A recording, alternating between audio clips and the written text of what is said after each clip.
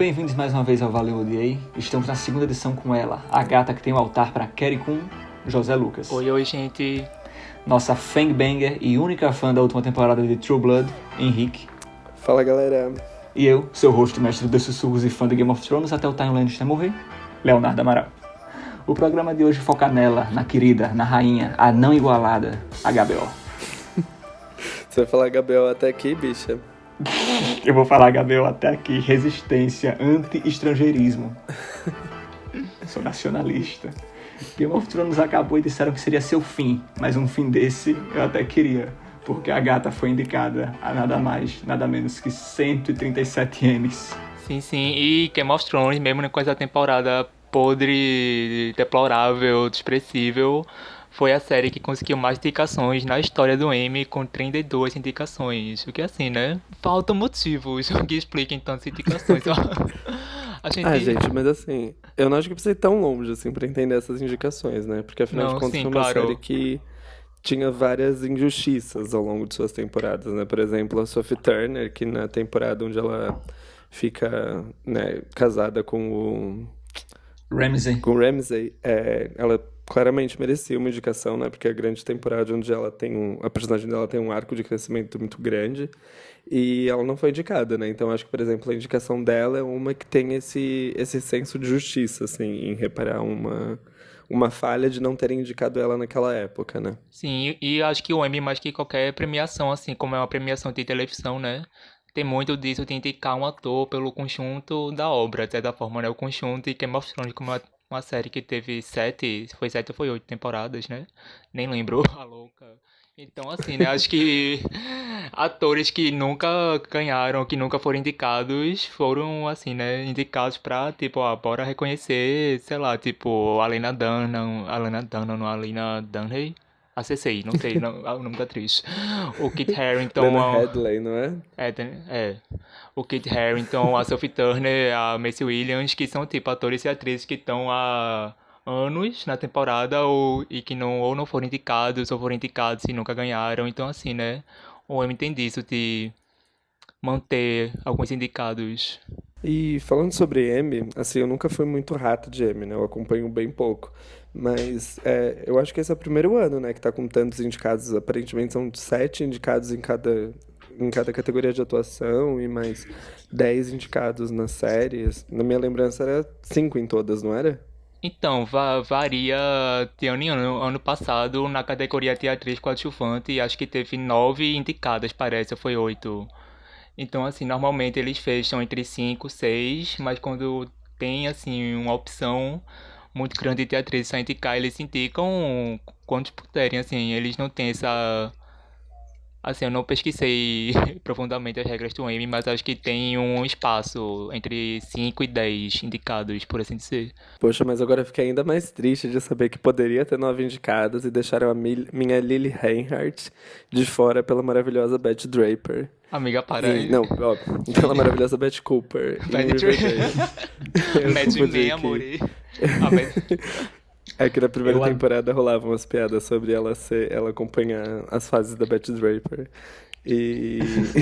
Não, mas eu realmente acho que a Lily teve uma atuação incrível nessa temporada, assim. Tá, tipo, nível Scream Queen, assim. Então, e quem discorda tá errado. Assim, comentando rapidamente sobre as indicações ao Emmy, eu fiquei meio surpreso, assim, que a gente, mesmo com tantas, como o Henrique falou, com tantas vagas, assim, abertas pra nomeações, sindicados, ainda teve uns esnobados, assim, que eu não consegui aceitar. Acho que a principal, assim, esnobada, que, assim, ainda tô remoendo, é Homecoming não ter sido indicado em nenhuma categoria. Dando... Nada? Nada. Homecoming não foi indicada. Não foi indicada nem a série de drama, nem a Julia Roberts foi indicada de melhor atriz, nem roteiro e direção, que, assim, acho que direção merecia uma indicação fodida pelo 7º episódio, que eu acho que foi uma das melhores coisas já feitas na televisão no passado. E não foi lembrada. Então, assim, né? Acho que mesmo com tantas indicações, ainda teve algumas séries que escaparam, assim, pelas bordas. Gente, eu só queria avisar, né, contar pros nossos ouvintes que Zé Lucas é a pessoa que mais fez campanha pro Homecoming na história, assim. Porque ficou enchendo o saco. Era falando disso o dia todo. Era o dia todo, o dia inteiro. Eu literalmente fiz o meu cadastro pra usar os 7 dias de graça do Prime Video só pra poder ver Homecoming, porque eu não aguentava mais essa POC falando disso o dia inteiro. Meu amor, se Julia Roberts me pagasse pra fazer divulgação de Homecoming, eu faria com muito prazer, porque ela não fez divulgação pra série. Falam que esse é um dos motivos que ela não foi indicada, porque ela não fez nenhuma divulgação pra série. Então, assim, se ela quisesse me contratar, eu estaria lá, com muito prazer. A gente voltando de Amy falando, olha, Chica, essa mulher, ela é perfeita, ela é maravilhosa. Sim, a mesma coisa que eu gostei foi do reconhecimento da Jodie Comer por Killing Eve, porque na primeira temporada todas as aclamações acabaram indo pra Sandra Oh, né, que enfim tá incrível, foi merecidíssimo, mas é uma série onde tipo o jogo entre as duas é o que faz tudo acontecer, assim, né, então eu acho que é o tipo de situação onde pra mim é muito inviável indicar só uma delas, assim, né, porque é, tipo, a série é as duas, né, então não tem Sim. como dizer que uma tá melhor que a outra. Sim. E outra surpresa, assim, que eu acho que todo mundo meio que tava esperando, mas ao mesmo tempo não sabia de será que vai, será que ela vai entrar, que é a série da Phoebe Waller-Bridge, né? Fleabag, que conseguiu Rainha, a rainha, rainha, a melhor rainha. série de comédia de 2019. Foi indicada em inúmeras categorias, em melhor série de comédia, em melhor roteiro, em melhor atriz. As duas atrizes coadjuvantes foram indicadas, duas atrizes convidadas foram indicadas, então assim, foi uma boa surpresa, assim, ver ela sendo reconhecida finalmente, não só por Killing Eve, mas pela Fleabag também. Adorei o conceito de surpresa que todo mundo tava esperando. Agora quem tá flopando assim a passos largos é The Handmaid's Tale, né? Parece que a cada temporada o hype na série tem caído bastante, assim. E não tem se sustentado muito bem, né? Depois que se separou do livro original. Então, Handmaid's Tale só tem uma indicação, aparentemente, das grandes, que é em melhor ator coadjuvante. Ela até Putz, nem Elizabeth Moss não, nem conseguia, é foda, Elizabeth né? Moss, nem a Ivone Strahovski, nem Down, acho que só ator coadjuvante e as categorias técnicas, né, fotografia, sempre indicada, figurino, essas coisas. E assim, né, mostra que a série já tá assim, né, marolando, marolando, acho que já já morre assim. E eu acho que é uma lição, né, pros produtores acabarem logo com essa série, que não tá dando mais. Eles estavam com planos de fazer, sei lá, mais 2 temporadas, 3 temporadas. Mas do jeito que o parco tá De indo, pessoa sofrendo, é né? De torture de porn. close da cara da Elizabeth Moss com a música aleatória de fundo, assim, sei lá, um Cindy Lauper tocando no fundo. Então, assim, Eu acho que o plano era acompanhar, tipo, toda a era Trump, tá ligado? Pra, sim. tipo, a última temporada ser no ano de eleição, assim, da possível derrota dele, tá ligado? Tipo, Hillary Clinton ganhando com o final apoteótico da última temporada de Handmaid's Tale, assim. Jesus, o delírio.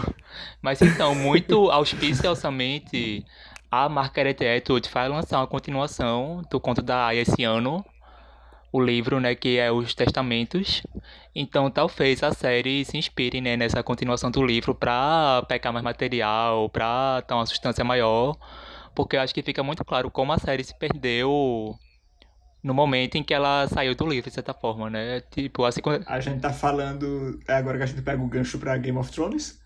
pode ser. Não é? Outra série que Autores se reapropriando da sua obra e corrigindo os erros da televisão. Porque tudo que você falou foi a história de Game of Thrones agora. sim. Mas então, Mas vê só, pode falar. antes de pular então para o nosso tema central, só queria deixar mais como é que fala? Um comentário, né, sobre a questão dos Emmys, é que eu achei muito fofo terem indicado a Marie Kondo como apresentadora de reality, gente. Ia ser a Ai, coisa mais gente, Ai, fofa que do mundo fofo. a se Marie essa mulher Kondo, ganhasse. a Marie Kondo é uma fofa, gente, sério, ela merece todos os prêmios só por existir e aguentar os americanos porcos que não sabem arrumar as suas casas, Sim. com um sorriso, Ia ser- um sorriso no rosto, assim, tipo, por quê? Eu ia achar linda ela ganhando e falando que não quer levar o prêmio pra casa porque ele não spark joy. E deixando o Caralho. prêmio em cima da mesa, assim, sabe?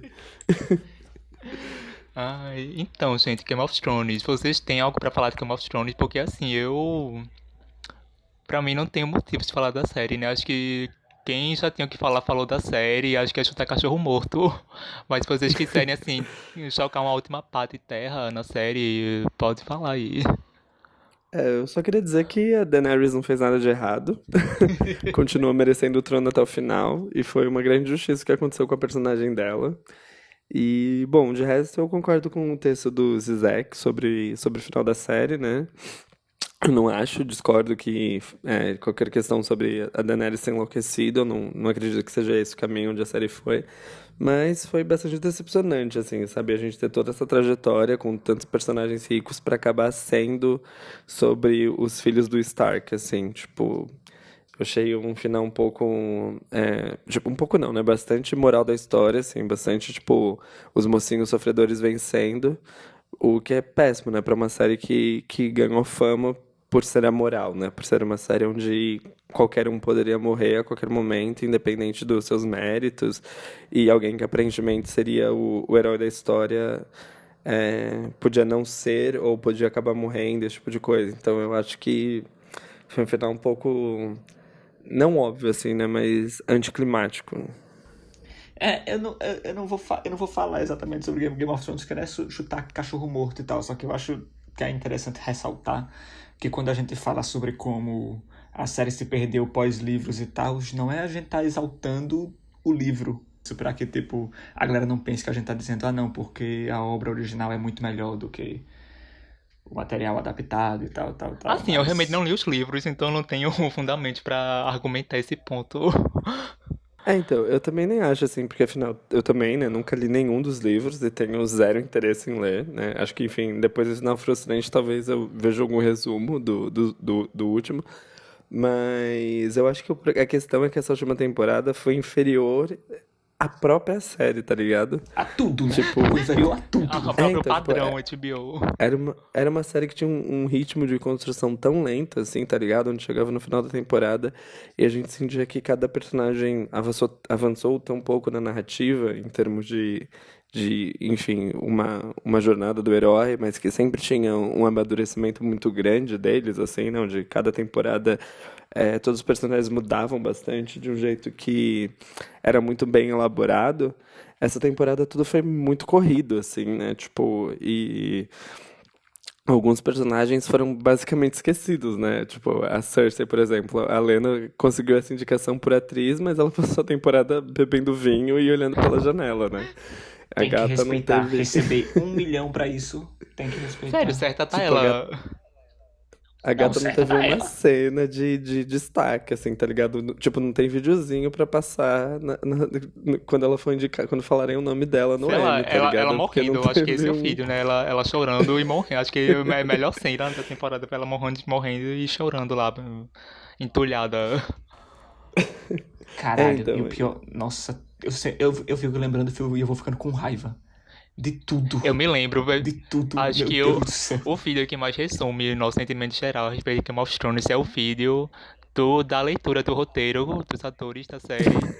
Que assim, acho que é um vídeo que 1 hora, mais de 1 hora basicamente, e nessa hora inteira ali na rede tá olhando fixamente pro nada, com a cara de seriedade, tipo, ok, é isso que estamos fazendo aqui. E acho que também porque ela não tinha nenhuma fala, né? Como ela não tinha nenhuma fala, acho que ela só ficava calada, observando, tipo, nossa, realmente. E tinha um, Ela só veio desse Titanic afundar e o e Kit não poderia Harington, fazer nada, né? e o Kit Harington em choque, assim, olhando pro papel e chorando, e tipo, que porra é essa, véi? Tipo, aquele vídeo é um meme, tinha 1 hora, um grande meme, tinha 1 hora, perfeito. Prontíssimo, né? Passado o assunto Game of Thrones, a gente vai entrar na nossa principal, que é a forma que o público consome essa televisão, essas séries. E que muita gente falou que após Game of Thrones estaria terminada, acabada, mas, tipo, eu mesmo tô lá assistindo Euforia todo domingo. O final, a última temporada de Game of Thrones reuniu mais de 1 milhão de pessoas semanalmente em frente à televisão. Sim, Eu sim, acho que faz assim, sentido. é outra escala. Tipo, Euforia tem até agora 400 mil espectadores por episódio. E a maioria deles é pelo HBO Go que assiste, segundo dados da HBO, da própria HBO. Então acho que assim, não é uma questão de mudar a audiência, que eu acho que a HBO sempre vai ter uma grande audiência, não importa o produto que elas lancem. Eu acho que é uma questão muito mais de escala, que eu acho que Game of Thrones foi uma série que movimentou, assim, de maneira tão intensa esse cenário cultural, esse, tipo, criou um certo zeitgeist ao redor dela, que eu acho que, assim, até pessoas que não assistiam a série, tipo eu, por exemplo, nunca assisti nenhum episódio de Game of Thrones até essa última temporada.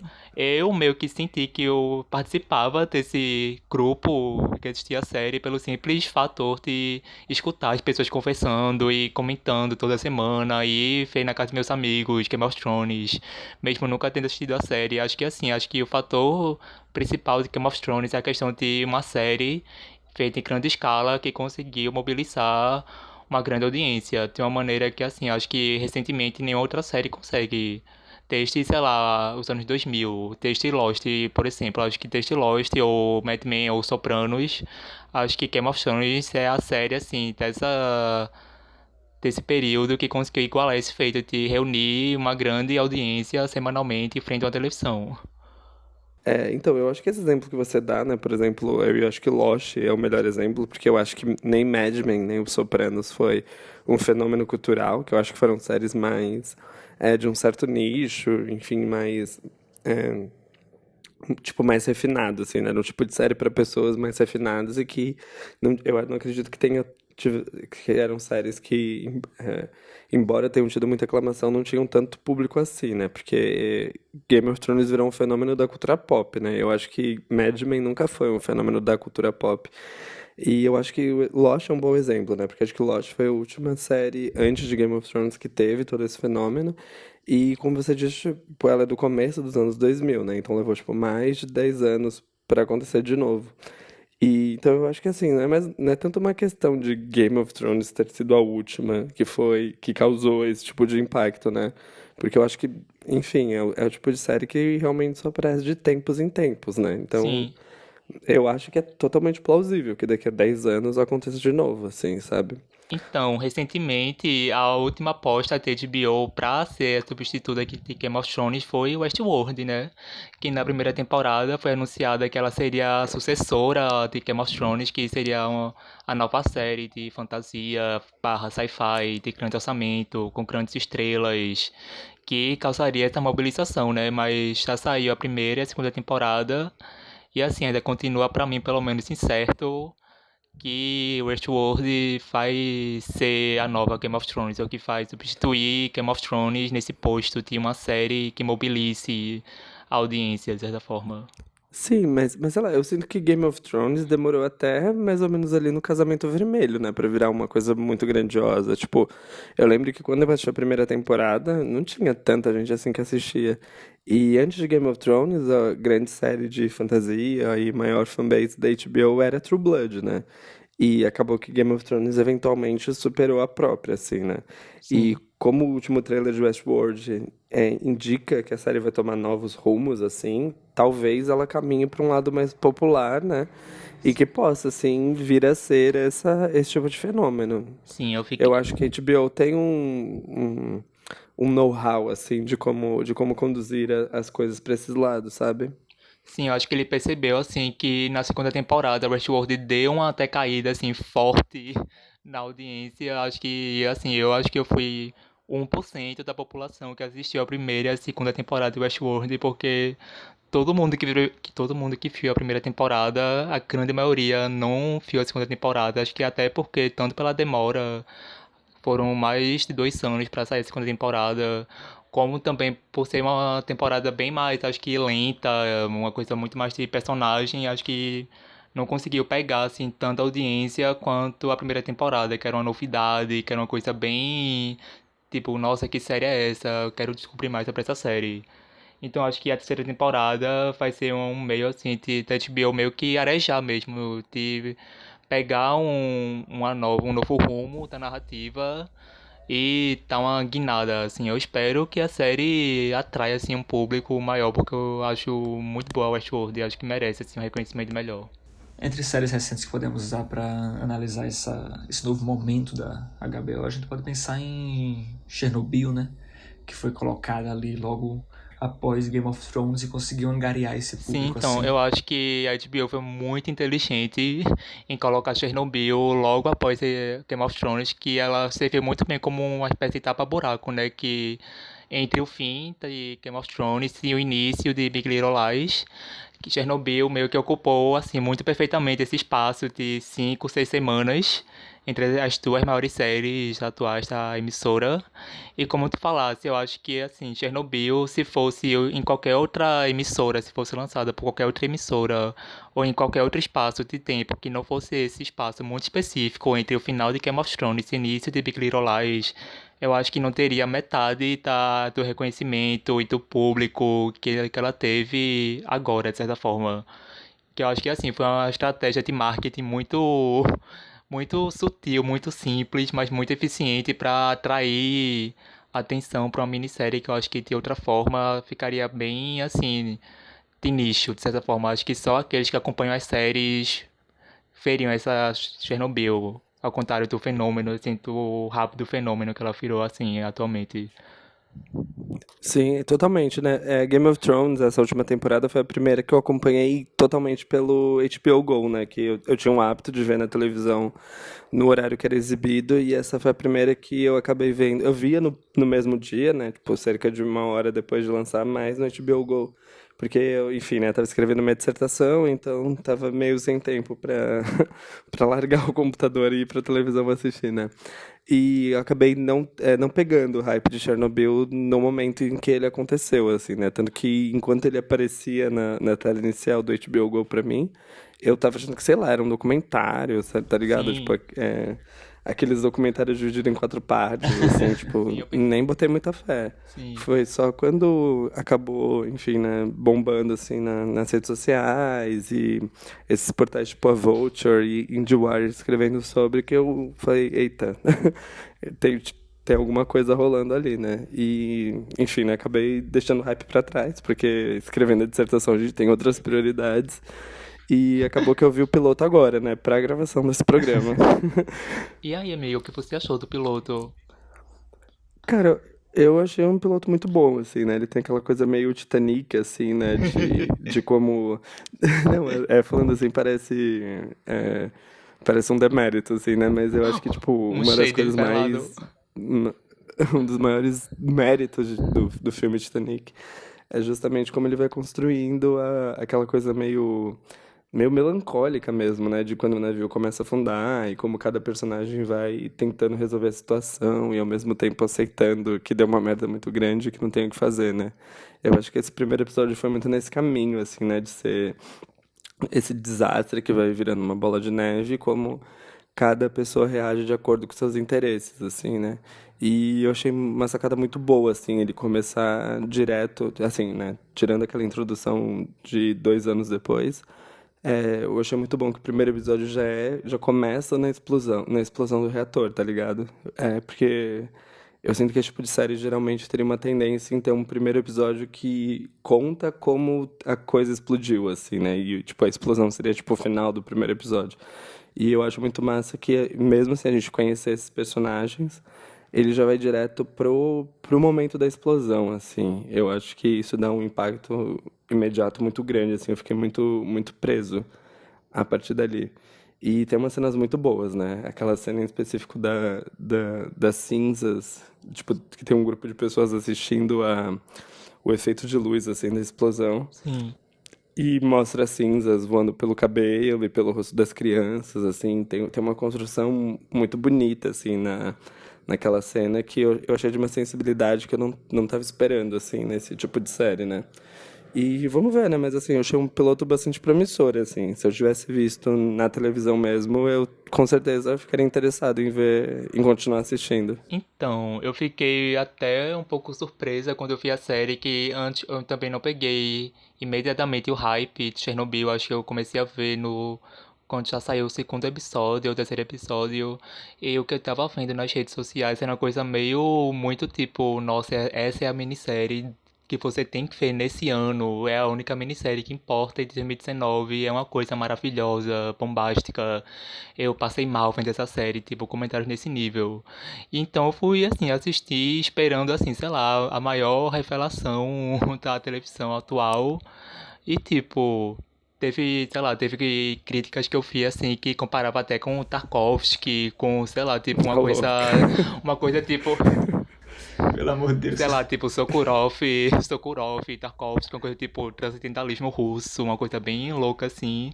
E, tipo, quando eu terminei a série, acho que não, eu vi os 2 episódios juntos, os primeiros episódios, e tipo, eu achei, como o Henrique falou, uma série bem competente no que se propõe. Acho que ela é muito feliz em ir por esse lado mais quase documental, de certa forma, ela é bem, não documental, mas de certa forma por ir por esse caminho mais seco, mais simples, mais objetivo, né? Que ela já parte pro início da explosão e a série faz do início ao fim, só seguindo o que acontece, né, com a cidade, com no governo, na burocracia, para tentar remediar e para tentar controlar esse acidente nuclear. Então acho muito feliz assim como ela se mantém objetiva nesse percurso. Ela não tem muitos desfios dramáticos, não tem, sei lá, um subplot de uma menininha que vai caminhando, sai de uma cidade vizinha e vai pra Chernobyl. Tipo, é uma série muito, tem um foco muito preciso, ela sabe muito bem o que quer contar. Mas pensando sobre o sucesso da série, eu acho que também tem um lance de ser um. Embora, enfim, o acidente tenha acontecido há 30 anos atrás e seja um tema que a gente nunca discutiu muito, assim, né? Tipo, é o que todo mundo sabe que aconteceu, mas tirando, sei lá, alguma matéria de 5 minutos no Fantástico, ninguém tem muita informação sobre. BuzzFeed, assim, uma matéria no BuzzFeed. Não, então, tipo, a gente entende, teve um desastre nuclear em Chernobyl, mas eu nunca Enfim, soube. uma mídia específica, né? Não, tipo, eu nunca li nada muito detalhado, assim, tipo, por Sim, exemplo, eu não lembro de uma aula na escola onde isso foi ensinado, nem nada do tipo, sabe? Parece que foi um evento que nunca foi tratado de acordo a com a gravidade, magnitude que sim. ele teve, né? Com a gravidade que ele teve. E eu acho que é um tema que acaba sendo muito atual 30 anos depois, porque acaba sendo, enfim, né, toda essa discussão sobre como os estados têm lidado com a questão do aquecimento global, por exemplo, né, e como Sim. essa sensação de uma desgraça iminente e o modo como o Estado tem ignorado enfim, o desastre que está prestes a ocorrer, eu acho que é algo que as pessoas acabam sentindo uma conexão muito forte, assim, né? Especialmente as gerações mais jovens, assim. E eu acho que isso justifica um pouco o sucesso que a série teve, assim. Talvez tivesse sido lançado, sei lá, 10 anos antes, as pessoas não teriam dado tanta moral quanto tem sido, né, as discussões que têm acontecido agora, né, com esses, enfim, aqueles jovens nos países nórdicos que estão criando todo um movimento em prol do clima e Do essas crime. questões todas. Do crime, é o crime, Eu é ia o falar do crime. clima. O criador, que é o Craig Mazin, ele é muito focado, ou melhor, ele é muito vocal no Twitter. Tipo, ele fala muito com o pessoal e ele traz pesquisa, ele traz, tipo, processos que ele fez durante a série e tal, porque o trabalho de pesquisa que ele fez foi bem intenso, assim, coisa que tipo, teve pessoas que eram da época que falaram sobre como até questão de roupa, questão de, tipo, toda a questão de direção de arte é toda fiel à época, assim, era uma coisa que ele prezava bastante também, que, tipo, tudo na série tinha que ser como era naquele tempo e tal, assim. E eu também gostei, eu também concordo com o Henrique nessa coisa de como tá tentando pegar esse embalo da questão climática e os estados como responsáveis, né, por essa desgraça que vai acontecer. Ele também é bem vocal sobre isso. Ele fala sobre como ele foca bastante no Trump, para dizer a verdade, só que é estranho como ele tá usando o Estado soviético para falar mal Então, mas do, dos Estados Unidos, porque ele fala mal de uma burocracia, né? De uma burocracia, de um nepotismo, de um todo um desinteresse pelo bem-estar social, realmente, assim. Então, assim, eu só vi o piloto, né? Então tô jogando em cima dele. Mas por tudo que aconteceu até agora, eu não acho que tenha tido nenhum tipo de crítica direta ao regime comunista, sabe? Porque o que Sim. acontece ali, especialmente naquela cena da reunião, é um lance que, assim, pode acontecer em qualquer estado, tá ligado? Tipo, que o estado sempre vai privilegiar o benefício próprio, os interesses próprios à sua população, assim, né? E eu acho muito potente aquilo que ele fala sobre é, tipo, a gente precisa mandar as pessoas focarem no seu trabalho e deixar que o Estado se preocupe com as coisas do Estado, tá ligado? Tipo, um desastre ambiental não é visto como algo da vida pessoal, mas sim como um assunto de Estado. E isso, pra mim, se reflete em qualquer Estado, independente de qual a origem do seu regime, né? E, enfim, eu entendi que não é você que tá levantando essa crítica, mas é uma crítica que eu Aham. vi sendo feita, tá ligado? Tipo, mais uma vez, pintando os russos como os vilões, assim. Sim. E eu não acho que ele vai por esse caminho, assim, porque não tem nada especificamente comunista no mal que a série, no mal que a série critica. Só que também tem outra coisa que eu ia falar que é sobre como eu não penso que eles estão. Eu não penso que eles são tipo anticomunistas. Entretanto, porém, todavia, no momento, no contexto atual, é um time muito esquisito. Isso em conjunto com Stranger Things, por exemplo, que também colocou russos como vilão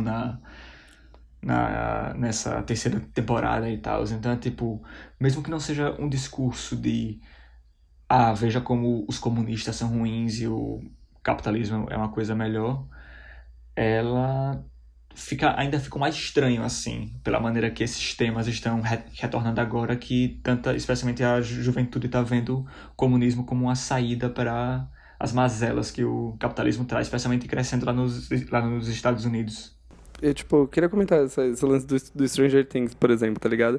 Tipo, eu acho que esse lance desse russo vilão com esse sotaque bem carregado e que faz experimentos secretos, tá ligado? É um lance muito um tropo dos anos 80. Então, assim, Sim, pra mim é bastante justificável que Stranger Things se aproprie ele desse jeito quase de uma paródia, assim. Tipo, é um referencial tão, enfim, tão icônico, assim, que eu não acredito que tenha esse valor, assim, eu não acho que mesmo uma audiência muito jovem não vai aprender dessa maneira, sabe? Porque essa altura todo mundo já virou um senso comum dentro da cultura pop, esse vilão russo exagerado que cumpriu um papel ali nos anos 70, 80, mas que hoje em dia é uma caricatura, assim, sabe? Eu acho que todo mundo reconhece como um tal, assim.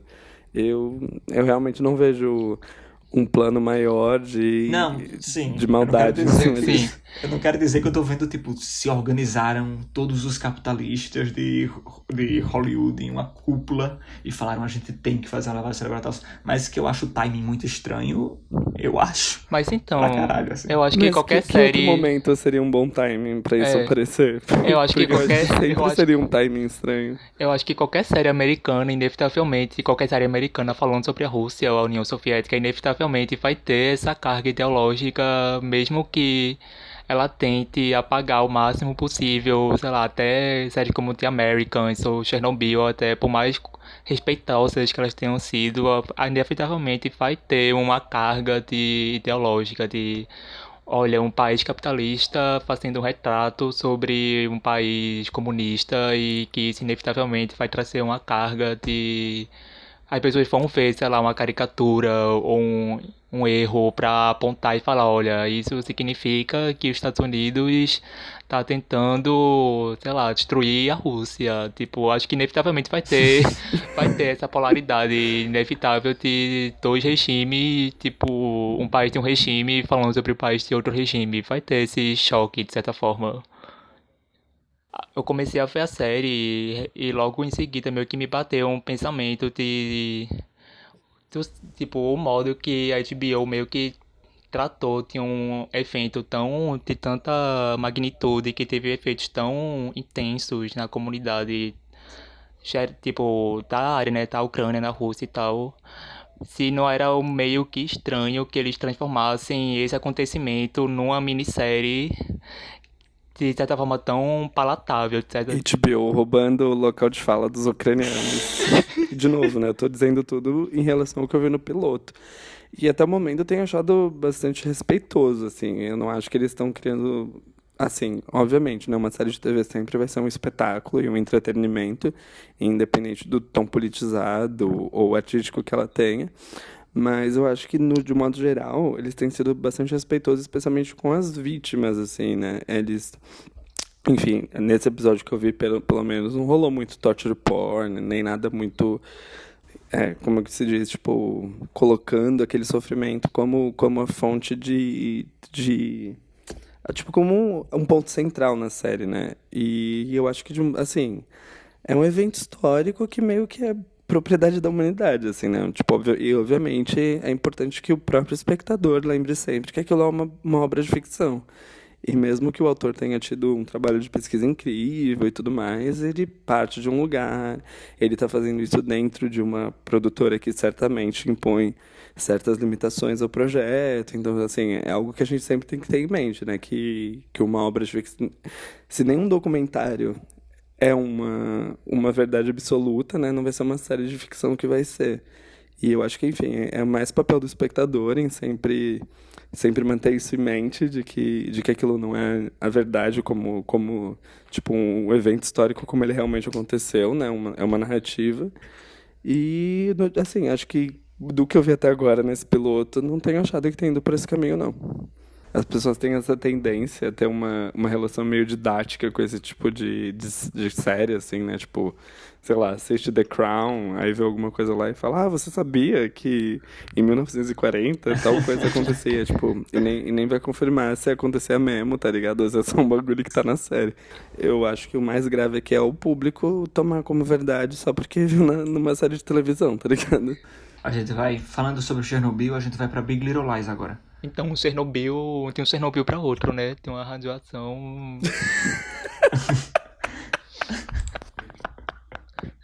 É isso, gente. Então, gente, Big Little Lies. Eu acho que essa foi a melhor conexão que a gente podia fazer. Tinha uma radiação pra outra, né? Mas eu acho que depois de Game of Thrones, acho que Big Little Lies é tipo o novo carro-chefe da HBO, que acho que é a série que mais rende audiência, a série que mais lucra, a série depois de GOT que mais vai ter chance de colocar indicações no Emmy para suas atrizes, para os seus diretores. E assim, acho que ainda mais depois do sucesso da primeira temporada e do anunciamento que Meryl Streep entraria na segunda temporada, acho que assim, a animação entrou pra ser a véia sonsa. meio que tem que respeitar entrou essa assim, ela meio que caiu de paraquedas assim na segunda temporada. Acho que a ansiedade assim meio que aumentou, né, pra gente. Tipo, a episódio passado eu já dei minha opinião, meu pocket, né? Não falei do primeiro episódio, eu já dei uma breve opinião de quais são minhas sensações, né, sobre essa nova temporada. Mas assim, acho que a gente pode aprofundar mais um pouco, né? Porque. A gente deve, que eu quero lavar minha alma aqui. Porque essa série ser uma bomba radioativa que tem que contaminar todo mundo, todo domingo. E é isso, gente. O que vocês estão achando dessa maravilha? Isso aqui está sendo gravado antes do último episódio. Sim, gente, olha, a gente Nossa, já essa semana é o último episódio? É o próximo domingo. Exatamente, então quando o episódio sair, já vai ter lançado o último episódio, tá, gente? E a gente não vai ter visto ainda. Tá, gente? Pelo menos não aqui, né? Acho que o último episódio vai ser meu Falei Odiei. Do próximo semana. Já sentindo. Bom, assim, trazendo um pouco, né, pro tema central que originou a ideia desse tema da semana, né, eu acho que Big Little Lies também foi uma boa sacada, assim, de ter sido lançada logo depois de Game of Thrones, né, que enquanto tava tendo toda essa discussão sobre, Game of Thrones vai ser a última série que as pessoas vão acompanhar semanalmente e ficar empolgadas em ver o episódio na televisão, no dia e horário que ele é lançado e etc. E eu acho que Big Little Lies se provou, né? Enfim, foi a prova de que existe, sim, esse tipo de mercado que consome série dessa maneira, né? Porque nos 2 primeiros episódios eu era esse público que estava muito empolgado em ver no dia que lançava. Depois do segundo episódio eu deixei de ser, mas eu acho que a série, assim, tá conseguindo se manter nesse tipo de consumo que o pessoal já tava proclamando que ia morrer depois de Game of Thrones. Mas aí você tem que juntar... Dito isso, o que vai morrer é outra coisa. Não, o que morreu paciência vem nessa série. Não, o que morreu ali foi o bom senso dessa sala de roteiristas, né? Porque, não, mesmo deixando de lado toda a treta da André Arnaud, que a gente vai discutir que a gente vai entrar depois, eu sinto que essa temporada tá desinteressante na sua gênesis, assim, sabe? Como eu disse no episódio anterior, depois do Valeu OJ de Zé Lucas, eu era uma pessoa que tava bastante aberta essa segunda temporada, né? Eu não era do time que tava falando, mas pra quê? A primeira temporada já é tão fechadinha, não tem necessidade disso. Eu achava que poderia sim ser muito interessante ver o que viria a acontecer com essas personagens e, assim, me decepcionei muito rápido com os rumos que os roteiristas decidiram seguir. Porque eu acho que, assim, todos os dramas, com exceção da Zoe Kazan, estão insuportáveis de ver, assim, sabe? Eu acho que, por exemplo... Amiga, é Zoe Kravitz, tá? Que eu me lembrei que a senhora errou o episódio passado. Zoe Kazan. É Zoe Kravitz. Ai, gente, a gente tá só errando o nome do pessoal, né? Zoe Kazan é a mulher lá do Paul Dano. O pior pra mim é que ela é realmente a personagem mais interessante e a mais desvalorizada. Sim, é a personagem mais mal escrita, eu acho, e ainda assim continua sendo a melhor personagem. Ela personagem da mãe dela. A personagem da mãe dela. Não, o racismo da série, o estereótipo do Magical Negro. Sim, então... A personagem da mãe dela tem visões, caralho. A série não... É visões da Raven, caralho. Não, a mãe tem visões, ela tem visões... A mãe tem visões, caralho. A filha parece que também tem visões lá, a Sky lá, a filha da Zoe Kravitz. Então é uma... Meu Deus é uma do céu. Família sensitiva, assim, sem Márcia. Sim. As únicas negras da série são mágicas. E a entrada da mãe, né, da personagem da Zoe Kravitz, foi totalmente um lance de reparar uma das principais críticas que a série recebeu, né, que era justamente a ausência de personagens negros e o fato de que a única personagem negra estava sendo bastante sexualizada e objetificada ao longo da temporada, né? Porque ela era a mãe gostosona que todos os pais babavam e que era a esposa mais nova do ex-marido de uma das protagonistas, né? Então, assim, é um papel bastante complicado de se colocar uma mulher negra, né? Sendo que ela poderia totalmente pegar o papel da Shailene Woodley lá. Shailene Woodley. E daria pra série, sabe, ter uma personagem negra ali. Não tinha necessidade de colocarem a negra nessa posição. Assim, mesmo... que a gente leva em conta que de fato é uma comunidade muito branca, né? Uma elite enfim, que é coerente dentro do universo narrativo que seja de maioria branca.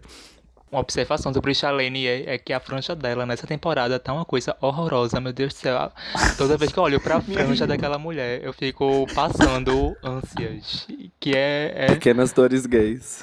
Acho que quem bateu o olho no roteiro e falou, isso aqui tá degringolando de um jeito que eu vou atacar o foda-se, foi a Laura Dern, né? Sim, nossa. A Laura Dern tá incrível. A Laura Dern, acho que é a pessoa, assim, a atriz que mais, assim, rapidamente incorporou a persona, que acho que, tipo, Sim.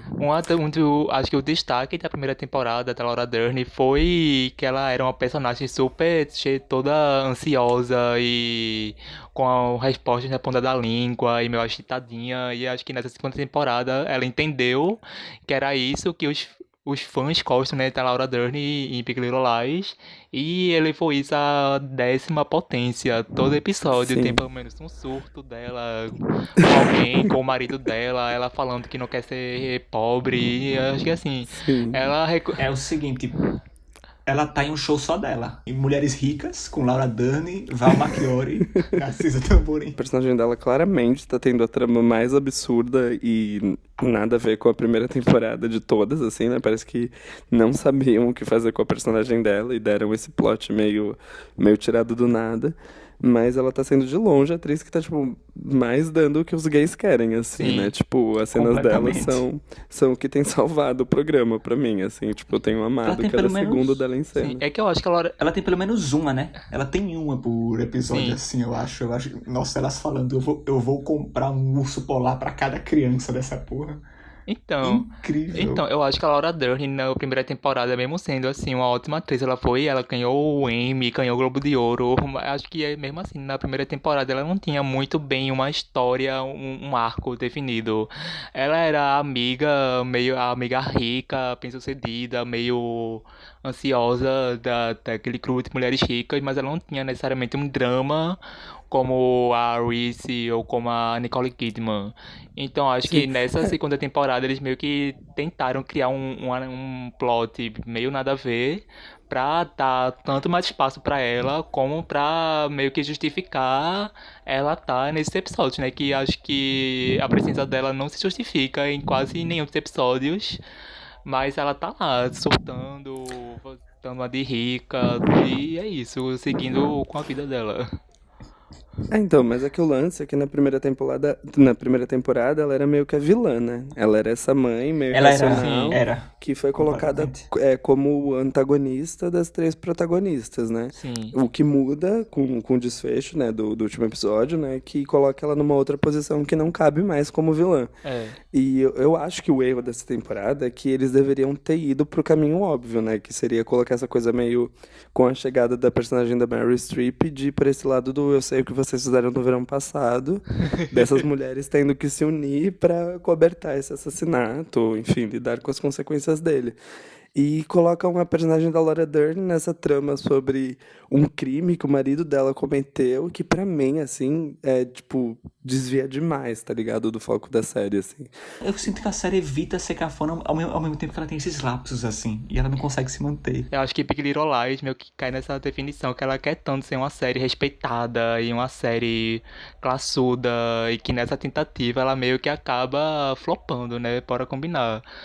Que a gente vê muito claramente o quão os produtores estão tentando dar um ar de respeitabilidade na série, mas que esse mecanismo é tão oco por dentro, não tem muita substância pra mostrar ali que você meio que acaba sofrendo o artifício mesmo, e que não é um artifício interessante de se ver, não é uma coisa divertida, salvo alguns momentos, né?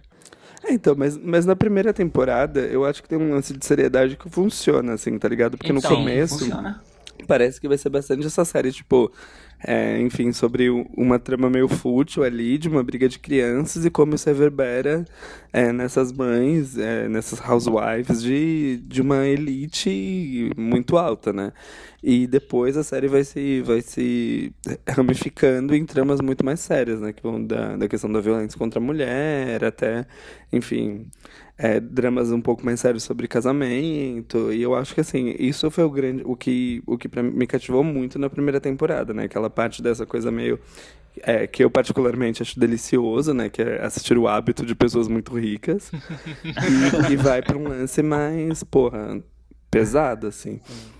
E essa parece que tá indo um pouco no caminho inverso disso, né? Parece que ela é uma série que migrou a ser sobre temas fúteis. É, tipo, ela juntou o tema da primeira metade da primeira temporada com a seriedade da segunda, tá ligado? Então ele tá tratando esses temas dos hábitos das pessoas muito ricas e colocando com a mesma seriedade que eles trataram violência contra a mulher na primeira temporada. E acho que é aí que tá tendo uma desconexão muito grande, assim, tá ligado? Tá com uma pegada muito estranha essa temporada. Fiquei meio receoso com Meryl Streep nos primeiros episódios, porque eu ainda via muito, tipo, uma linha Meryl Streep fazendo Meryl Streep. Que acho que a gente meio que sente, né? Que acho que desde, sei lá, os anos 2000, ela meio que entrou no piloto automático. Que todo filme ela faz um filme pra entrar no Oscar, pra ser indicada no Oscar. E é o modus operandi que a gente tá acostumado. Então acho que nos dois primeiros episódios eu ainda tava nessa linha de, nossa, Meryl Streep agora desistiu de pegar o Oscar, vai tentar pegar um Emmy. Tipo uma linha assim. Mas acho que com o tempo ela se mostrou assim uma personagem muito assim interessante de se ver porque ela é muito estranha, tipo, É uma personagem que você não sabe nada, absolutamente nada dela, a não ser que ela é a mãe do marido da Celeste e que as intenções dela são muito misteriosas. Tipo, o que ela diz pra gente é que ela quer salvar os filhos da Nicole Kidman, mas mesmo assim é uma coisa tão misteriosa, tão sem muitas explicações que acho que ela se torna uma personagem cativante justamente por ser essa força que aparece nas cenas assim pra dar um choque em todo mundo e vai embora, tipo, é um efeito meio estranho que ela causa na série, que é meio que colocam ela pra causar um alvoroço assim na personagem, deixar a Reese Witherspoon meio agitada, deixar a Nicole Kidman puta e depois ela vai embora, tipo, é um papel bem estranho, mas que eu acho que ela consegue muito bem articular de certa forma. Acho que ela consegue com. Acho que agora meio que ela é a personagem que eu mais gosto da série, junto com a Laura Dern, porque acho que justamente ela conseguiu incorporar assim no nível essa personagem que é super passiva-agressiva, super cínica, que ama o filho, mas de uma maneira super que você vê que é super deturpada e meio estranha, meio bizarra e que não revela muito a vida dele. E que assim, eu acho que nesse último episódio vai ser revelado umas coisas assim, fodidas sobre ela que assim, eu acho que eu vou terminar pra ver só pra assim, né, descobrir o que essa mulher tá inventando aí, né? Ela é o agente do caos, né? Ela é Sim. o agente do caos, eu adoro isso nela, que ela chega, ela solta um shade e ela sai. Ela chega, ela fala que a Reese Witherspoon é uma pessoa ruim e Sim. ela sai.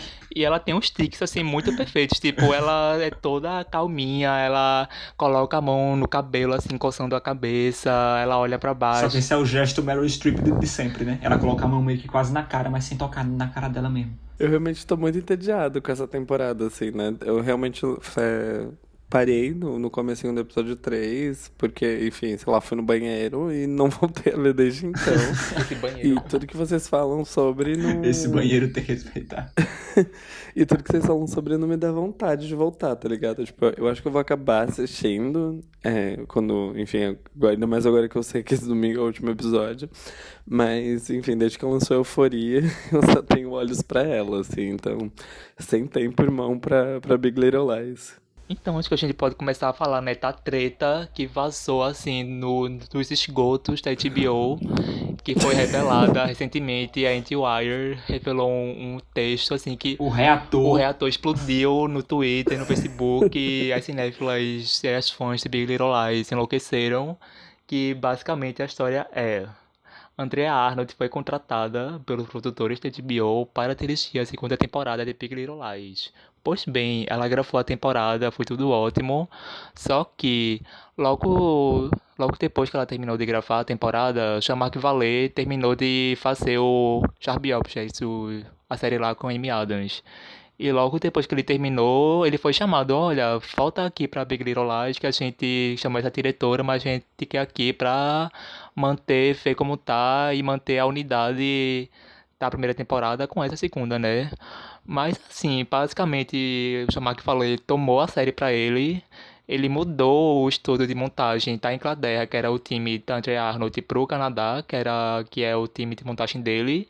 E logo em seguida ele de ver o material da Andrea, ele pediu por 17 dias de refilmagem de cenas, ou seja, além de ele picotar inteiramente a série, ele ainda regravou várias cenas que Andrea Arnold não tinha planejado inicialmente. Ou seja, né, isso obviamente causou, né, nas redes por motivos óbvios. Você chama uma diretora, ela faz o trabalho dela e E chega um cara, um macho branco, e toma o trabalho dela e refilma e remonta e assim, né? Meio que tomaram a série das mãos dela. Há quem diga simbólico. Simbólico. Sim, então, inclusive muita gente falava, né, na primeira temporada que, tipo, porque assim, foi uma série que a Reese comprou os direitos, porque ela amava o livro, e desde o início foi esse projeto de, enfim, ter uma narrativa com boas personagens femininas, né? E, enfim, dentro do discurso dela era realmente estranho que ela não tivesse procurado uma diretora para fazer isso, mesmo ela tendo feito o Selvagem, né, com... Chamar que falei.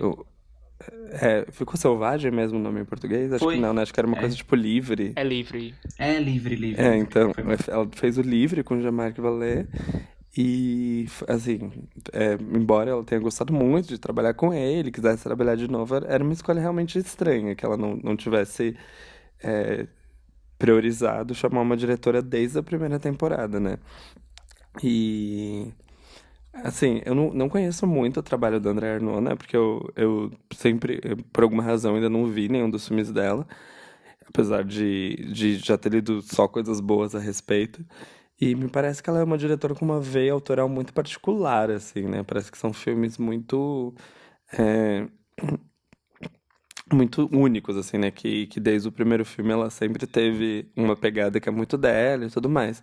Então me parece estranho, né? Que você chama uma artista que tem tanta personalidade e depois fica bolado com o que ela fez, tá ligado? Que não é como se tivesse chamado, sei lá, uma diretora que tá acostumada a trabalhar com televisão e vai fazer um lance meio genérico mesmo, porque entende que televisão precisa ter essa coisa meio aberta. Chamaram uma diretora que sempre fez trabalhos muito pessoais.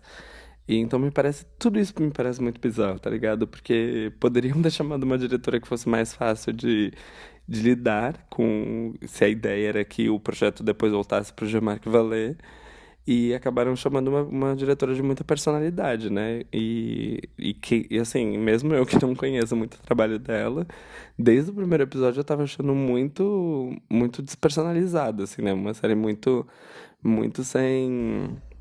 Enfim, sem nenhum tipo de pegada muito autoral ali. E achei estranho, né? Tipo, ser da Andrea Arnaud uma série tão insossa, tão sem sabor, assim. E, enfim. Então, eu sou fãzona da Andrea Arnaud, desde o Aquário, o Fish Tank, eu vi todos os filmes dela, eu vi o Morro dos Ventos Uivantes, eu vi o Docinho da América, eu vi os episódios que ela fez para as séries de Jill Soloway, né, o Transparent e o I Love Dick, que ela filmou episódio para ambas as séries, e realmente é uma diretora, assim, que tem uma veia, assim, autoral muito forte, ela sempre... Você percebe que ela tem um estilo muito particular, tanto acho que ela sempre filma naquele formato meio 4x3, meio quadradão. Ela ama usar uma câmera na mão muito louca. Ela ama. As personagens femininas dela são muito bem construídas, assim. Então acho que assim.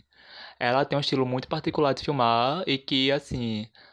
No texto da Wire relataram que a explicação do chamar que falei e da HBO pra chamar Andrea Arnaud é que aparentemente o estilo dela meio que combinava com o estilo do chamar que falei, o que pra mim não faz o menor sentido. Pra mim parece que eles não viram nenhum filme dela porque eles falaram, nossa, o trabalho dela com as atrizes e de câmera na mão combinaria super bem com a vibe da série. Tipo, essa foi uma explicação vaga que eles deram pra escolha artística de chamá-la. O que pra mim, assim, parece assim, Catas, vocês viram algum filme dela, tipo, reduzir o trabalho dela, sei lá, nossa, ela usa a câmera na mão, tipo, porra, sei lá, tipo, chamava pro Stardane que eles fariam uma câmera na mão, sei lá, tipo, colocava Eu acho que é lá. um caso Eu acho que é um caso de Jean-Marc Vallée ter uma autoestima muito alta, de achar que o trabalho dele parece com o dela, né? Eu sinto que a gente tá passando por um momento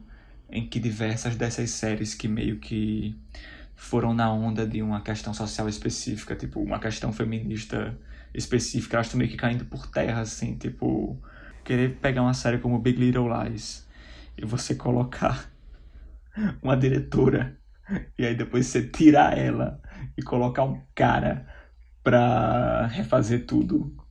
Véi, não tem como não ser um peso muito antifeminista, né? Digamos assim. Não tem como ser, tipo, uma completa incoerência com a proposta que você tá fazendo na sua produção. Sim, e eu acho que mesmo em assunto de conteúdo, acho que, sei lá, você compara, sei lá, as últimas séries grandes feitas por mulheres nos últimos anos. A gente pega Fleabag, ou Killing Eve, ou a Miss Maisel, ou as séries da Jill Soloway.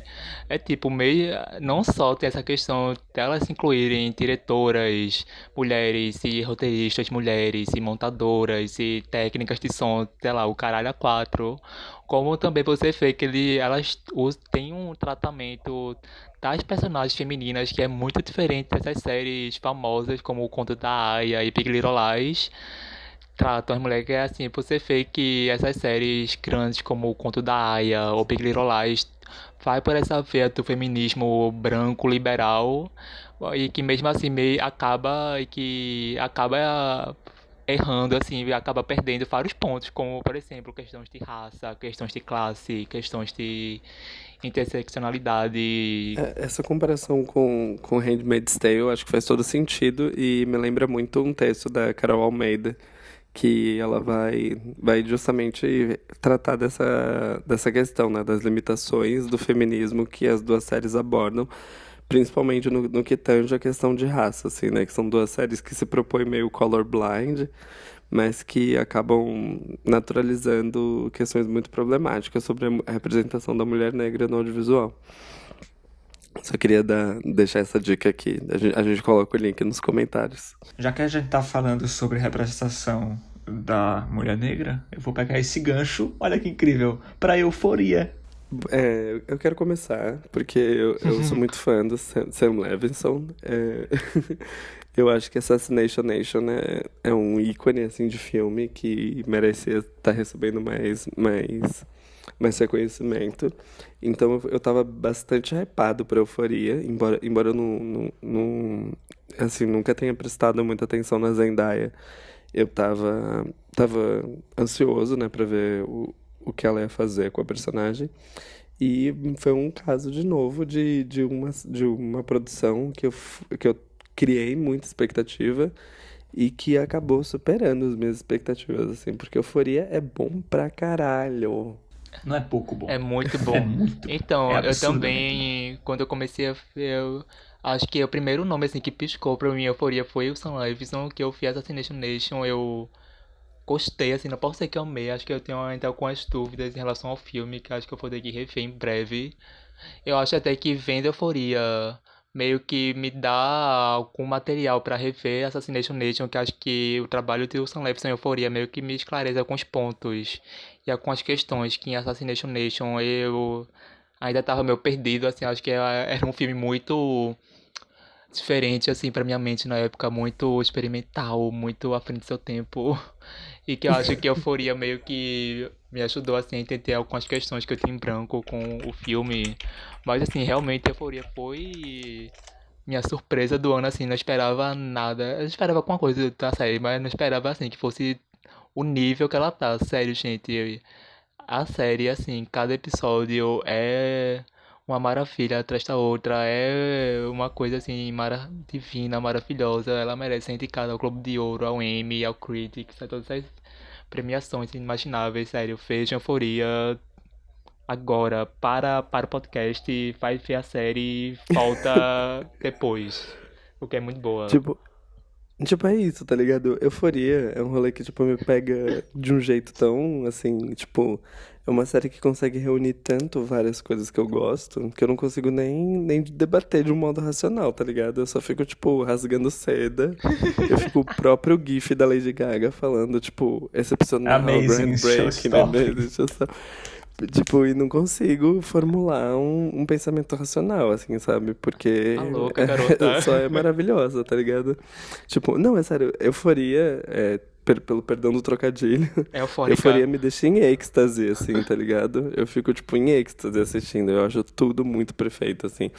Tipo, tem um lance, o roteiro é muito bom, ao mesmo tempo que ele usa uma linguagem pop de um jeito muito refinado, assim, tipo... é, o modo como as imagens se constroem de uma maneira formal mesmo, assim, e como a montagem se concilia com a trilha sonora, que eu acho, tipo, um primor, assim, sabe? Parece que o Sam Levinson tem muito mais experiência do que ele tem, assim, sabe? Porque ele ainda é um realizador bastante jovem, mas que Sim. Euphoria ele demonstra ter um controle formal da linguagem que ele usa que é muito forte, assim, sabe? Tipo, ele sabe exatamente onde ele quer chegar e ele vai pra lá sem medo, assim. E bom, eu acho que não dá pra falar de Euforia sem falar do grande tema, né, que é as pirocas. É, o grande Que eu acho, Sim. tema. tipo, incrível, incrível, incrível, incrível ele assumir essa posição mesmo de quebrar esse tabu, tá ligado? Que, enfim, as séries da HBO sempre foram bastante famosas pela nudez, né? E pela cena de sexo bastante. Explícitas, mas É, eram geralmente peitos de mulheres, né? então, tipo, não são cenas de sexo necessariamente explícitas, mas sempre são cenas de sexo bastante quentes, digamos assim. E mesmo na HBO que tinha esse aspecto meio progressista, né, de lidar muito bem com a nudez, ainda era uma nudez bastante centrada no olhar masculino, assim, né? Quase sempre eram mulheres que apareciam nuas, o corpo da mulher sempre mais exposto que o do homem. E o Sam Levinson tem assumido muito esse papel de reverter esse quadro, né? Tipo, até o momento eu acho que eu não lembro de ter aparecido o corpo de alguma mulher muito exposto. E, em compensação, todo episódio aparece pelo menos uma piroca, né? E eu tô achando maravilhoso esse Eu acho, padrão. eu acho muito interessante isso daí, tanto pro tratamento do corpo, mas tipo um tratamento geral assim. Eu acho muito interessante como ele meio que vai. Porque, tipo, às vezes eu sinto que nessas séries jovens, que nessas séries que lidam com questões sociais e tal, se criam meio que arquétipos de personagens empoderados. Tipo, personagens que são bons exemplos, que são, teoricamente, que você deve seguir e tal, assim. Só que ele tem uma variedade, uma profundidade tão forte para cada um deles, focando em cada um deles no começo dos episódios diferentes, né, assim. Tipo, a gente tem eu pensava que ia focar só na Rue, mas tipo, começa com a Rue, aí depois vem o Nate, que é o masculinidade tóxica encarnado. Depois Cat. tem a Cat, que é uma fanfiqueira. Aí a do quarto episódio foi a Julie. Juice. E o quinto episódio foi nossa querida Caliutes. Fada. Nossa A querida. deusa. Véi, A nossa. fada E colombiana. ainda não Véi, vi o quinto A episódio, hein? fada colombiana, não viu Caliutes. ainda tá. A gente não vai falar, mas, véi, eu fico impressionado na série que, tipo, ela lida muito bem com os temas dessa juventude, da juventude atual, sem ser condescendente, sem ser. Tentar colocar um exemplo, porque a série também não é moralista, né? Também é algo Sim. interessante que a série ela consegue lidar. Em uma mesma cena, uma coisa até que a gente falava no grupo depois do primeiro episódio, que na mesma cena que ela fala sobre como o pornô ele dá uma impressão errada do que é sexo para os homens e tal, ela demonstra que, tipo, aquilo não é errado se a mulher quiser. Sim. Numa mesma cena, assim. Sim, Então. é uma cena que tá abordando temas muito complexos, assim, né, assim, e É. questões bastante atuais, mas evitando totalmente maniqueísmos, assim, né, por exemplo, o modo como eles vão lidar com o vazamento de nudes e de vídeos íntimos, que é algo que tem pego muito, né, essa geração Z, que tem produzido esses vídeos em idades muito jovens, é um jeito que, tipo, coloca a questão como um problema grave, ao mesmo tempo que não demoniza a garota que faz o vídeo e coloca ali, tipo, a questão como mais complexa do que isso, sabe? Porque é, em outras narrativas, seriados, filmes, etc., a tendência seria que essa personagem que fez o vídeo aprendesse que era errado fazer vídeos Sim. e parasse de fazer vídeos. Enquanto a série vai para o caminho quase oposto, assim, né? Então ele coloca a questão do modo como esses jovens lidam com o corpo e a sexualidade na era da internet de um modo que é muito original, assim, e muito complexo, né? Porque, enfim, de fato são questões complexas e que não merecem ser tratadas com maniqueísmo, né? E ao mesmo tempo que a série bebe muito em skins, até por ter essa estrutura de ser cada episódio focado num personagem diferente, e o modo como os adultos da série são meio infantilizados e meio caricaturais, assim. Ela é uma série que acerta em lugares onde skins talvez tenha errado, assim, né? Porque, embora eu amasse skins no ensino médio, olhando para trás, eu acho que realmente tinha uma questão ali de romantização de uso de drogas e de comportamentos que não são muito saudáveis para um jovem e que Euforia tá conseguindo, enfim, tratar com a seriedade, assim, né? Mas sem ser careta fazendo isso, né? Eu acho que, assim, Sim. tá bastante claro que o uso de drogas não é algo legal, assim, não é algo que os jovens devem fazer. Ao mesmo Ainda tempo dizem que tá romantizando, viu? é, Ainda não, dizem que tá claro. romantizando. Não, Então, claro, como eu disse, romantizar é o problema sempre. sempre é o público. É, O problema é o público. romantizar sempre vão Mas, falar que estão romantizando o uso de droga. Acho que toda a série atual que trata sobre a adolescência sempre vai ter essa questão de, será que estão romantizando ou o uso de drogas, ou pornografia, ou Depois da suicídio. cena, sim. Então, mas eu acho que. depois da cena da porta, Sim. alguém falar que tá romantizando alguma coisa ali, eu fico, é de fuder, né?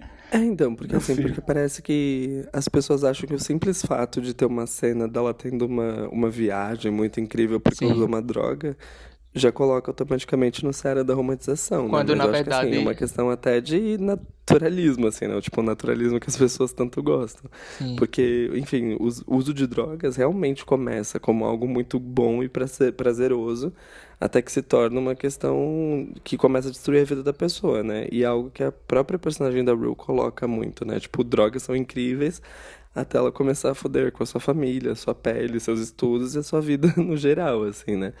Então, eu acho que, tipo assim, desde o primeiro episódio fica bastante claro que é um problema grave, né? Afinal, a personagem. A série começa com a protagonista saindo de uma clínica de reabilitação após uma overdose em que ela foi encontrada pela irmã mais nova, tá ligado? Tipo, meu, isso é um peso muito grande, tá ligado? Tipo, eu acho que nenhuma série que parte desse começo vai romantizar drogas, sabe? Porque a própria premissa dela já tira o uso de drogas desse lugar da romantização. Sim, acho que a série não parte nem de uma questão de moralidade, de tentar falar que as drogas são um ponto negativo, nem ela parte de um ponto imoral de romantizar, acho que romantizar o uso de drogas, ou falar, olha como drogas são legais. Acho que é uma coisa bem. O balanço moral da série é muito esse mesmo, tem uma questão de ver que existe, é uma questão complexa e que existe tanto o lado bom da coisa, mas que imediatamente as ações têm suas consequências e que a série não faz se poupar de mostrar as consequências. E eu acho muito feliz o modo como a série trata esses personagens, principalmente porque muitos deles partem de estereótipos muito claros, né? Que tem o jogador de O futebol, tem Jock. o jogador, tem as patricinhas, tem a Rue, que é aquela de meio aquele estereótipo do usuário de drogas que é meio excluído, tem a nerd certinha, mas que ao mesmo tempo a série constrói esse personagem com tantas camadas e com tanta complexidade que eu acho que no meio do caminho eles meio que se desvencilham desses estereótipos que eles foram construídos inicialmente. Sim, e ao mesmo tempo que esses personagens, de uma certa maneira, cumprem papéis de arquétipos do ensino médio, né? Eu sinto que a relação entre eles já é muito fluida desde o começo, né? Porque, assim, não são personagens que estão separados em grupinhos hierárquicos de acordo com o seu status, né? Tipo, desde o começo, todos esses personagens têm interações muito naturais entre si, né? Sim, que é uma Sim. interação muito da geração Z, né? Que a gente acha que a geração Z Então, realmente, justamente. realmente reconhece que Quebrou não tem isso. mais hierarquia, que é uma coisa muito mais insular, Justamente. que é uma coisa muito mais insular, que existem, sei lá, os grupos dos atletas e das líderes de torcida e dos nerds, mas que não necessariamente eles formarão grupos isolados sem interação. Acho que é uma coisa muito mais fluida e que a série reconhece isso, que acho ela muito feliz por não ir por esse caminho que acho que muito datado, né, bora criar uma estrutura de casta nesse colégio que tem uma coisa bem meninas malvadas, que tem, sei lá, as Mean Girls no topo e, sei lá, o resto na base.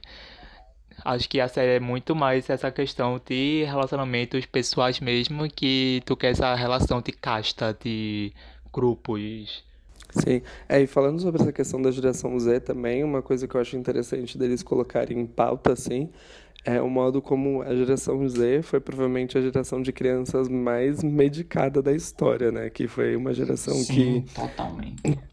enfim, que foi um pouco vítima, né, desse excesso de patologização da vida, assim, né, com diagnósticos psicológicos dados cada vez mais cedo e que combina em várias coisas que só agora a gente está vendo os efeitos graves que poderiam gerar, né, que tanto a personagem da Rue quanto da Jules eu acho que essas duas, mais do que os outros, assim, são um pouco vítimas desse excesso de preocupação com a saúde mental delas, assim, né? Sim, Tipo, essa medicação meio um pouco precipitada, assim, gerando problemas psicológicos no futuro, assim, né? Então, eu acho que é uma questão que é um assunto ainda pouco abordado e que eu acho massa o modo como a série está colocando, assim.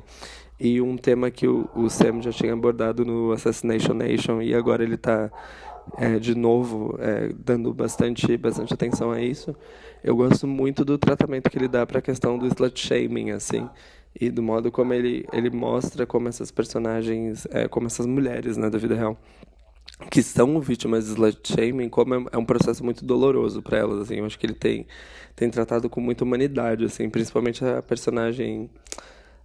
Putz, eu não lembro o nome agora. Casey. É aquela É garota. a Casey. A Lourinha, garota né? A loira. Casey.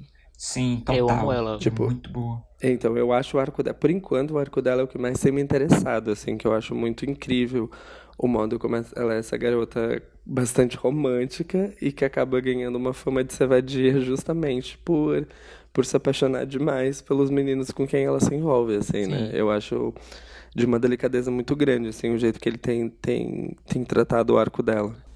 E acho que, assim, outro ponto que eu queria falar é que acho que pesquisando, assim, o roteiro pro podcast, eu meio que me deparei, assim, com vários comentários, várias críticas, meio que bastante chocadas com o rumo da série. Acho que, assim, eu meio que fui entrando na série, primeiramente, esperando, sei lá, um filme do Larry Clark, porque o que estavam falando dessa série, que era sombria e que era assustadora e que tinha, sei lá, um sexo e drogas de uma maneira muito desvairada, eu tava esperando, sei lá, tipo um Kids, um cheiro da gente, era tipo um filme do Larry Clark mesmo, tipo putaria, sexo, pulsão de morte.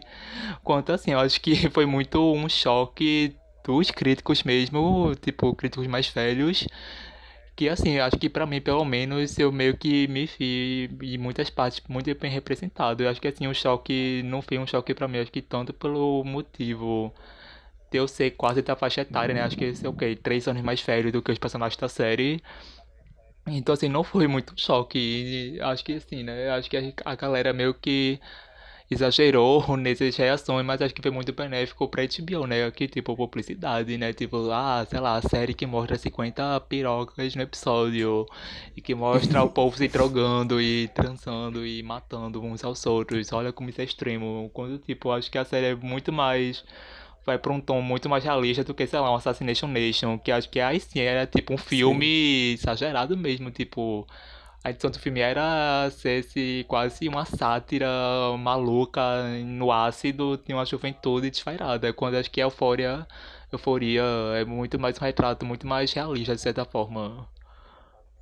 Então, e eu acho que a série nem é tão sexo, drogas e rock and roll assim, Sim, tá ligado? Eu acho que é É uma série verdade. muito delicada, Aham. assim, é uma série muito até leve e gostosinha de assistir, assim, sim, né? Eu acho que eles nunca têm cenas muito gratuitas, assim, por exemplo, sexo mesmo, não teve tantas cenas embora tenha muita piroca, não tem muita cena de sexo rolando, né? Tipo, na realidade são personagens que, comparando com outras séries adolescentes, das últimas 2 décadas pra cá, são personagens que são, na verdade, bastante pouco sexuais, assim, né? sim. Tipo, em Skins, por exemplo, os personagens transavam uns com os outros muito mais do que em Aquilo sim era Euforia, o filme do assim. Larry Clark, mas eu acho que aqui eles têm uma consciência de que a sexualidade não precisa necessariamente ser performada através de penetração, de certa forma.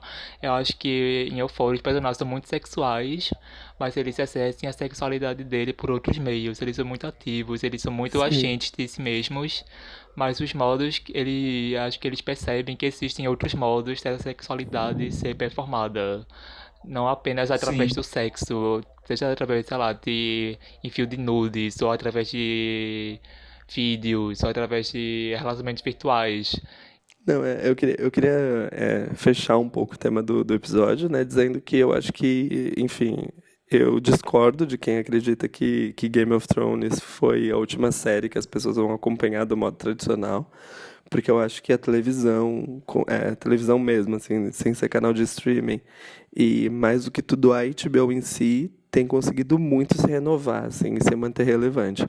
Então eu boto muita fé de que por muitos anos ainda, a gente ainda vai ter algumas séries que vão alimentar esse hábito do consumo semanal e da gente ficar empolgado e de querer ver no dia e horário que o episódio sai, assim.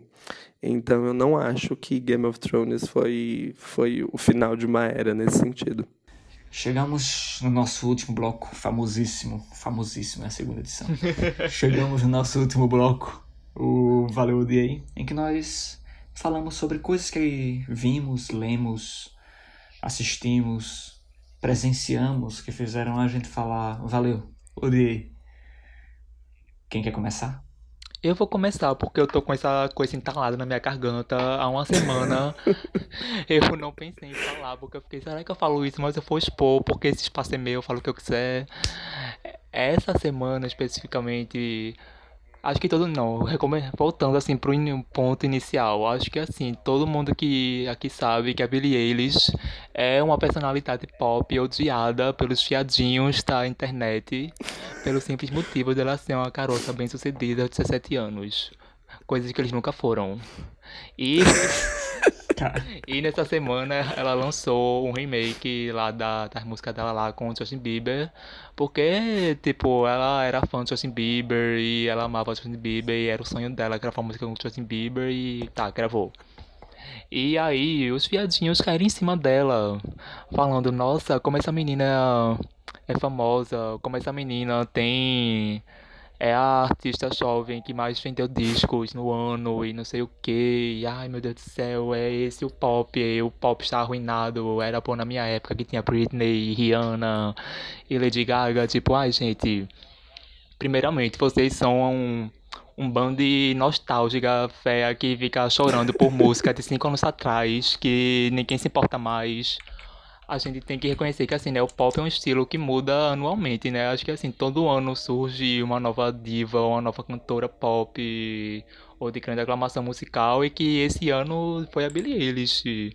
E que assim, né, acho que não cabe, né, tipo, não vou entrar no mérito de costar altas qualidades dela, se ela é boa ou se ela é ruim, mas acho que assim, né, pelo menos acho que a gente não pode negar que ela é uma presença marcante no cenário musical atual, que ela tem uma certa influência e que ela meio que deu uma arejada num gênero que assim, acho que no ano passado pelo menos estava muito fossilizado, né? Tipo, tipo, tinha lá Camila Cabello cantando lá o Havana dela, tinha lá a Ariana Grande lançando uns cinco meia boca, teve Nicki Minaj fazendo feat lá com gente conhecida, e, tipo, tava uma coisa meio decadente, né? E a Billie Eilish meio que tem uma arechada, querendo ou não, com esse estilo meio trap, hip hop, uma coisa com pop eletrônica.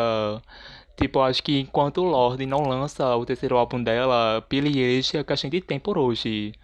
Então, assim, acho que você tem que aquietar o facho, aceitar que a menina tá aí sendo famosa e parar de ficar chorando pitanga por diva pop que agora não quer cantar e só lança maquiagem e fica dublando o Rei Leão.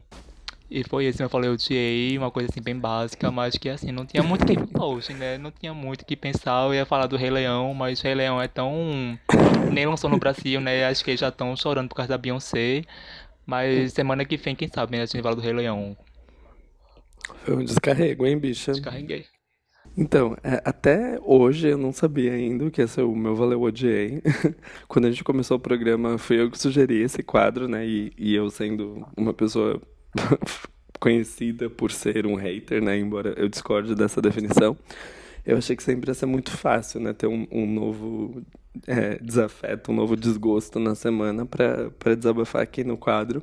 Mas essa semana eu realmente não tinha pensado em nada, assim, né? Porque eu tava, enfim, explicando pros ouvintes, eu passei a última semana trabalhando num festival no interior de Minas, que é um festival que eu gosto muito, né? Tenho muito carinho, e foi só coisas maravilhosas que aconteceram lá. E como eu fiquei meio por fora, assim, né? Não assisti nenhum filme, não acompanhei nenhuma série. Eu realmente fiquei sem ter o que me atualizar pra não gostar, né?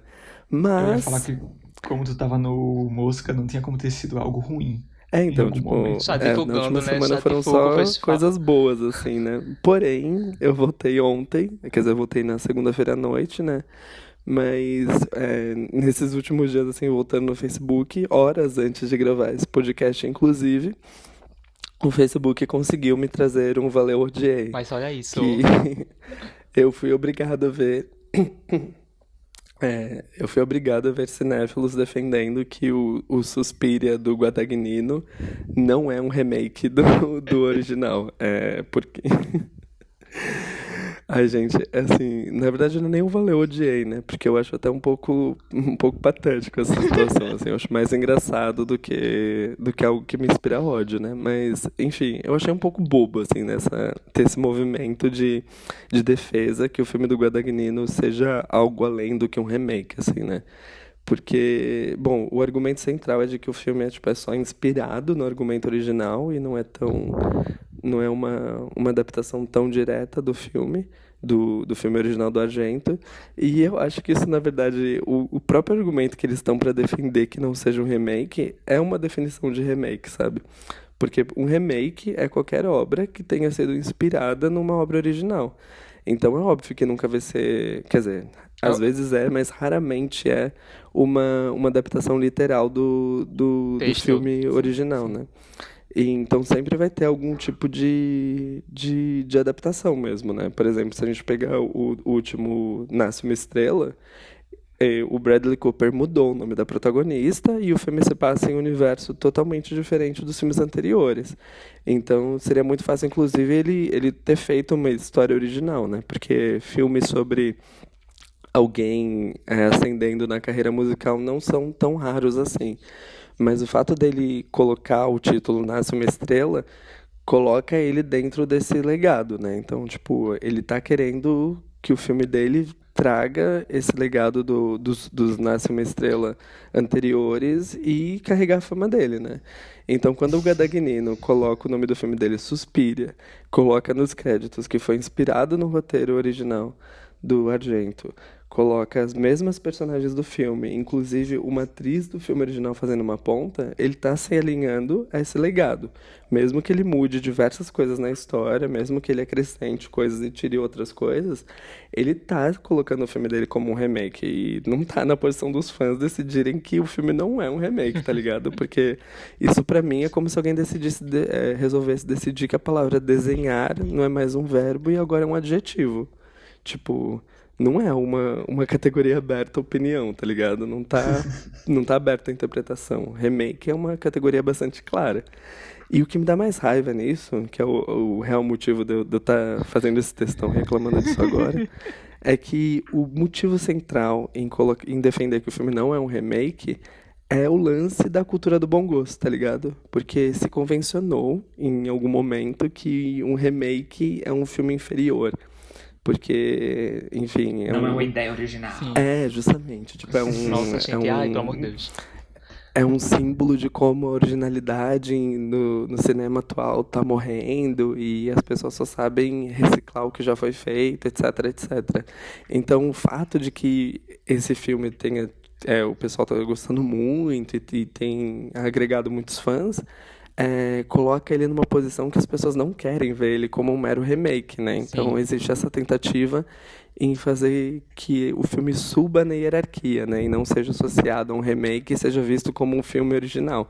Porque o fato dele ser um remake colocaria ele nessa posição inferior, né? Sim. Então eu acho bobo, assim, né? Porque não tem um motivo prático em defender que o filme não é um remake. O motivo é esse, tipo, o motivo central é a cultura do bom gosto e de que quer colocar o filme como não sendo um mero remake, sendo algo mais do que isso.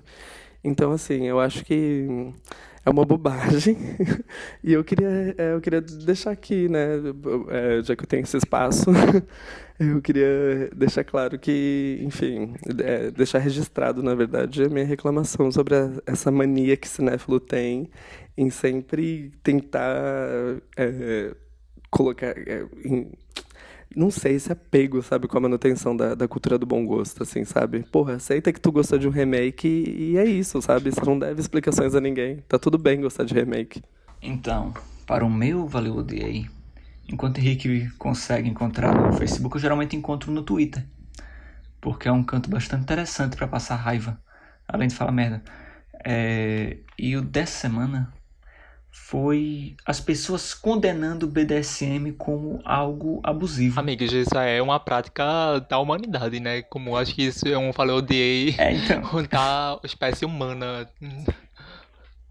É que a thread foi vista entre a última vez que a gente gravou e hoje, então eu vou falar sobre isso. E é algo interessante que nosso podcast se posiciona nessa questão moralista. Isso, tem que ter uma militância, pai. Nessa questão de condenação de práticas sexuais que fogem à heteronormatividade. Olha o textão nascendo aqui. Mas é isso, é galera com um machismo fudido dizendo que não, porque a pessoa que se submete ao BDSM está em um relacionamento abusivo, porque a mulher que se submete ao BDSM está reforçando uma situação de opressão e tananã, quando são pessoas que estão sendo estigmatizadas e taxadas e condenadas por buscarem seus prazeres e buscarem outras formas de desejo, né? Então, eu acho um rolê meio bizarro, assim, né? Tipo, gente baunilha falando sobre práticas BDSM, porque, tipo, é um lance de patologização do outro que é literalmente análogo a pessoas heterossexuais defendendo que ser gay é algum desvio mental ou algum trauma de infância, ou tipo, assim, essa ideia de que pra alguém virar homossexual precisa ter acontecido algo horrível na vida dela que culminou nisso, né? Tipo, não é uma característica assim que, enfim, simplesmente acontece. É sempre um desvio, alguma falha, né, que aconteceu no processo de criação da pessoa. E, assim, pra quem fala mal de BDSM, meu único recado vai ler uma Gay ou Robin antes de conversar comigo, porque, assim, sem condições de discutir esse tipo de assunto com gente desinformada. Eu mantenho a posição das minhas amigas, concordo com todas elas, e é isso. Tô sem inspiração pra rebater as básicas. Apenas Então tá. saturada. Apenas saturada é ótimo. Então tá, pessoal, acabamos mais um Valeu Odiei. Encontramos com vocês na próxima semana. E comentem se odiaram ou se gostaram aqui. Comentem, compartilhem com seus amigos, curtam nossa página no YouTube, no Twitter. A gente tá muito chique, a gente tem várias páginas. Não administra nenhuma ainda, mas tem várias páginas. @Valeu Odiei. Todas, Valeu Odiei. Somos os primeiros. Valeu Odiei no Twitter, Inclusive, no Instagram, no Facebook, no YouTube, tudo da Valeu Odiei. Vai lá, curte, compartilha, segue a gente. Pelo amor de Deus, a gente quer ser famosa. Inclusive, a gente acha ótimo que vocês divulguem a gente justamente pra odiar a gente com outras pessoas, tá ligado? Tipo, a gente acha super produtivo que o nosso podcast seja usado pra outras pessoas reclamarem sobre como nós somos 3 bichas chatas que não gostam de nada, esse tipo de coisa.